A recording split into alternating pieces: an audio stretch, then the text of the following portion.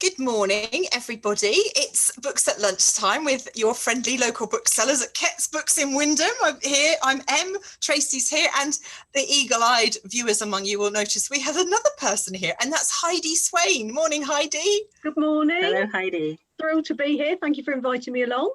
Oh, thank you for coming. So Heidi is an author, as you probably will have guessed, because that's what we do. We speak to authors, and we're really excited to speak to Heidi this morning. So, because you write very seasonal books, don't you, Heidi? Now, I'll say that, so this is our Christmas catalogue here. And Heidi's book, I had the page. Oh, there we go. So Heidi's book, The Winter Garden, is one of the picks for the paperback fiction that Tracy's put in here. So can you tell us a little bit about the book to start with? Okay, well, The Winter Garden is the third book in the Nightingale Square series. We've been there twice before, but we've been there in the summer. And I thought it would be really lovely to visit somewhere other than the usual Wimbridge, which is my other series of books, for the winter. So we have gone to Nightingale Square, which is set in Norwich, for the first time for Christmas, and it's more of a winter book than a Christmas book. There are definitely elements of Christmas in there, quite a lot actually, but I didn't want Christmas in the title because I didn't want people feeling disappointed that it isn't completely set around the Christmas holidays. So The Winter Garden follows the story of a young woman called Freya, who is a gardener, and she has been working on an estate in Beccles in Suffolk. And the owner of the estate dies, and she is offered another job to create a winter garden at Prosperous Place, which is a huge manor house in Norwich. And she takes on this job of creating a winter garden. The owner of Prosperous Place has been diagnosed with SAD, and he's very, very keen to open up his garden and get people in and enjoying nature over winter. So that's quite a big theme in the book. So Freya moves to Nightingale Square. She has a really neurotic rescue dog called Nell, who has proved to be a very popular character in this book. She's wonderful. So it's all about Freya and Nell setting into life in Nightingale Square, getting to know tempestuous artist Finn, and creating a garden for the general public to enjoy over the winter months. It sounds like the absolute perfect escapism for this time of year. I have to say it was a very self-indulgent write for me because I used to be a gardener in a former life, and I often feel that, you know, we neglect the landscape in the winter. We hunker down indoors, but especially more than ever this year, we really need to be getting outside and enjoying the wider landscape. So I thought, right, what can I do in this book? What can I do to make it really festive? And so there's loads of seasonal interest in there, lots of plant recommendations. I've been really quite sneaky with, you know, putting all these things in there. Lots of plant recommendations and things. But there's also that cozy element. We've got decorating the house, and I take Finn and Freya into Norwich quite a lot to enjoy seasonal events in the city. So yeah, it's lovely. I'm really pleased with it, and it's going down a storm, which is great. Well, I should interject here to say that usually Tracy would be holding up a copy of the book, but in a wonderful turn of events last night, somebody came in and bought the copy we had remaining on the shelf, so we don't have it to show you today. But yes, this is the actual book. There we go. There we go. I can oblige. And the cover is beautiful. So this is it's part of the garden at Prosperous Place. So you can see how wonderful it is. And I'm so pleased with all the covers. We had a cover reveal for the book that's coming out next summer online last night, and that's been really popular too. So it's beautiful. It's the perfect stocking stuffer for this year, I would say. That's really interesting. So Heidi, your work really interests me because you write seasonally. Can you tell us a bit about that? So you tend to write a summery book and a wintry book, is that right? Yeah, I do. I have so the summer release tends to come out towards the end of April. Yeah. And the winter release comes out around about the beginning of October, market sort of trends pending. So I write 2 books a year, which is pretty full on, is the best way to describe it, really. Some people say to me, do you spend 6 months on one book and 6 months on the next? But it doesn't really work like that. The book that I'm starting in the new year will be the Christmas 21 release. And I've already had that idea in my head for about a year. I've had that kicking about, and it's taken all that time for it to develop and for me to make my notes and my plan. and then it will go to my agent and my editor, and they will either say yay or nay. Thankfully, this time they said yay, which gives me the opportunity to start it in the new year, having just finished A Taste of Home, which is the summer release for next year. So you've kind of always got 3 books on the go, because I'm promoting The Winter Garden, I'm finishing A Taste of Home, and I'm starting the release for next Christmas. So yeah, it's a lot of juggling. It's a lot of juggling, but it's wonderful. It's wonderful. We've already spoken about how popular your books are, and people come into the shop asking for a winter book or a summer book. But what's your take on that, Heidi? So why is the seasonal appeal of a book so strong? Well, I think the Christmas thing is its pure comfort. You know, I mean, I started reading my Christmas reads really early this year, right back at the beginning of October, actually. And it wasn't just because I had such a big TBR pile, it was because I wanted to immerse myself in that festive feeling. And the summer books, everybody loves a holiday read, and that's a huge compliment. When I get a photograph of a book next to a pool on holiday, it's like, you know, someone loves the book that much that they've taken it away with them to read on holiday. I know how much that means to me. So, you know, for them to do that's just incredible. So I think that a summer read and a winter read, they mean different things. But yeah, people just love to immerse themselves in these different seasonal reads. So to get the opportunity to write both is fantastic. I love that. Isn't that awesome? That's awesome. No, so I'm interested in the setting for the Winter Garden then. So you're very Norfolk centred in it. Yes. Yeah. So how do you draw your inspiration for location? Well, my family are always moaning at me about staying local, because I live in South Norfolk, and they're like, why can't you set a book in Australia or in the Canary Islands or somewhere? Because we could do some fabulous research. So, well, the Wimbridge series is set in the Fens, and I grew up in the Fens. So I don't think I realised until I started writing just how much of an influence your childhood has on you. So, you know, I'd never felt a particular pull to the Fens until I started writing, and then I went straight back to that landscape.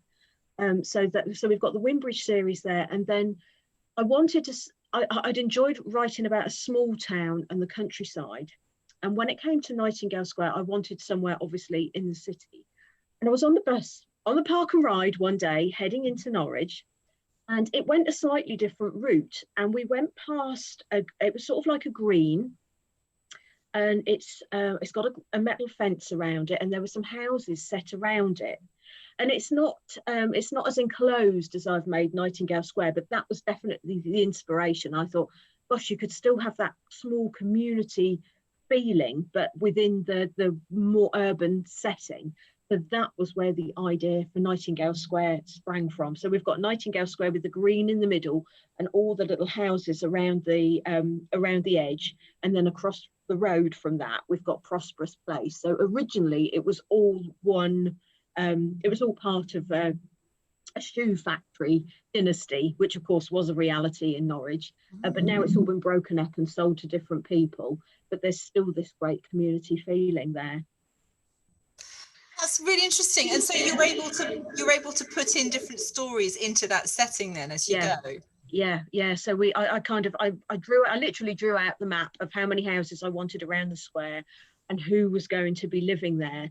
And then of course, when it came to writing the second book, it was like, well, where can I put the second person? What has happened in the first book that has freed up a house? You know, has given me the opportunity to bring another character in. And then again, for the third one, I needed another empty spot around there. So yeah, we have to kind of think of who's going to move on, why are they moving? And yeah, I don't want to say too much because I don't want to give too much away. But I've even decided if I go back to Nightingale Square, and I hope I will for a fourth book, I already know which house is going to become available and why. And that frees up the opportunity to move another character into the square, which is very exciting. How lovely. How nice to create well, of course, any book you create a literary world around it, don't you? But to have one that you can keep going back to is quite fun for you, I should think. Oh, it is. It's wonderful. And A Taste of Home, which comes out next spring, we've gone back to Wimbridge for the summer, and we haven't been there since book 4, which was Coming Home to Cuckoo Cottage. So the next 3 titles set in Wimbridge were Christmas titles that I was really keen to go back again in the summer. And when I started writing it this year, I thought, it's not easy writing at the moment, because you haven't got, I know I'm on my own writing all the time, but at the moment we haven't got that opportunity to balance that out with events and, meeting friends and other authors and readers. All that's gone. I thought, how am I going to cope with writing a second book this year? But actually going back to Wimbridge was just like going back to meeting all these friends again. So we've got new characters in the foreground, but in the background we've got people that we already know. So it kind of felt like, I'm meeting my mates again today when I sit down at the keyboard, so it's fine. And that made it really easy. That's so great. So great. I kind of want to be in that village now.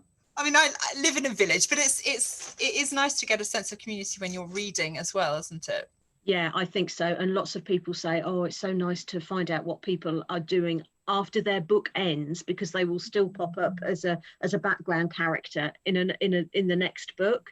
And people seem to like that continuity, and they're very invested in all 3, because I've also got the Winmouth, which is a seaside setting, and I'm hoping to develop that in the future. And people become very invested in these places and these characters, and they want to know what happens next in their lives, which is wonderful. It means I have to keep track of everybody, and especially their children. That's the tricky thing. I've put far too many children in, really, because now I've got to, bear in mind how old all these little kids would be as the books go on.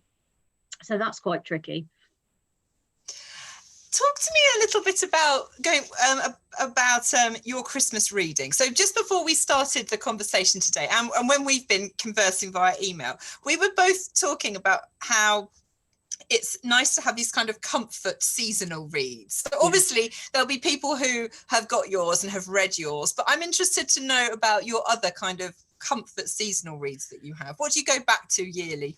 Always on December the 1st, I start it on December the 1st. I can never read the whole thing on the one day because I haven't got the time, but I always read A Christmas Carol, and that's been a tradition that I have had for years now. And I've got quite a few copies. So I will start. I've got a lovely hardback. I've actually got a copy of that one here. I've got 2 copies of this. I don't know how I ended up with 2 copies, wow. but that's just, it's beautiful. It's really lovely. So I've got that one, and I've also got a paperback, and I've got it on my Kindle, and I have found 2 further paperbacks online, which I have resisted buying so far. But my mum said to me last night, I haven't got you anything for Christmas yet. Have you got anything in mind? Yes, Mum. A couple more copies of A Christmas Carol would be grand. So I always read A Christmas Carol starting on December the 1st. And I'll have some new Christmas titles as well. This year I've been sent a copy of Carol Matthews' new book.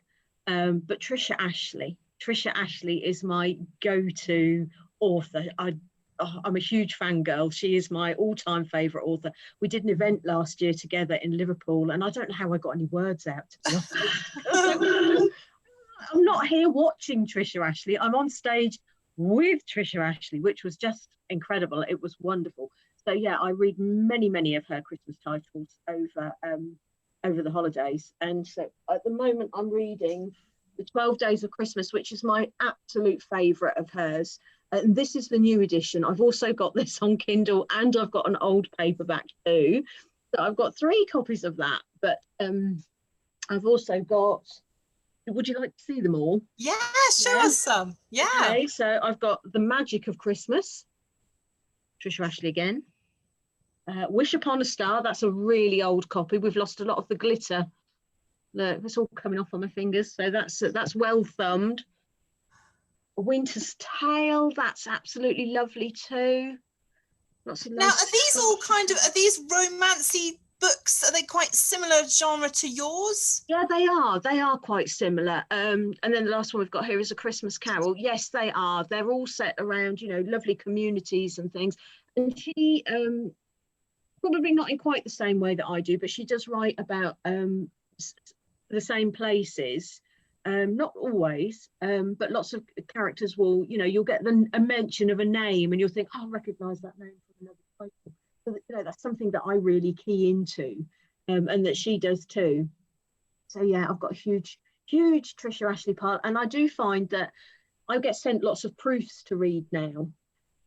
So if I've got a really big proof list, I tend to read a couple of those and give a quote for those, and then I will read a Trisha Ashley book in between, because it just kind of, you know, it's familiar and it's comforting, and then I'll move on to something new. So she, yeah, I've got a huge shelf. I've got every single title that she's released. I think I've got about 20 books. She's got a whole shelf dedicated to her now. I really sympathize with you on the proofs, because so for anyone who doesn't know, that's a kind of a final draft before the book is published, isn't it? And that's how they get the quotes where Heidi Swain says this is the best book she's ever read and it made her life complete, sort of thing. You have to have read the book in order for them to have that on the final version. So I'm fortunate that I get several proofs as well, and it's such a treat. But actually you really need to know what you want to read when you're not working, because that's part of your job, to read other people's books. And I know lots of authors decide not to read anything at all, whether they're reading a proof or a book for sort of private pleasure. They choose not to read at all when they are writing, but I don't do that, because I'm quite good at compartmentalizing what I'm doing and then what I'm reading. Because if I didn't read while I was writing, I wouldn't read at all, because I'm always writing, because with 2 books a year there's never a break. So it's wonderful to be sent proofs to read, but generally they come via my agent. So my agent will get in touch and say, the editor from whichever publishing house has asked if you would consider reading a copy of, and then I make a decision on that, and they will forward me either a copy which I can download to my Kindle, or if they're a long way along the production line, it might be a paper proof, or also a bind up, so you get the sort of, it's like the photocopy but with the black spiral. And sometimes they come in A4, which is not good for reading in bed, because if that bonks you on the nose if you fall asleep, you certainly know about it. But so yeah, you kind of get a proof at various stages along the line. But yes, wonderful to read books before they come out, and to get to see your name on the cover too. That's very exciting. How wonderful. Well, Heidi, thank you very much for joining us this morning. It's been super to chat with you. Pleasure. And Pleasure. we will have your book in stock again, no doubt. Tracy, going to add something to that? In about an hour. In an hour. Yeah, the box is on its way. So yes, thank you. If someone doesn't nab it off the shelves as soon as it's come in again. So and so our keen viewers will know then that that there's an alternative if you have read all of Heidi's books already and are looking for something Christmassy. And I suppose that it's just for us to wish you a very Merry Christmas, because we can say that now, can't we? Yeah, I think we can get away with it now. So yeah, Merry Christmas, everybody. And here's to a happy and healthy 2021. Absolutely. Thanks so much. Pleasure.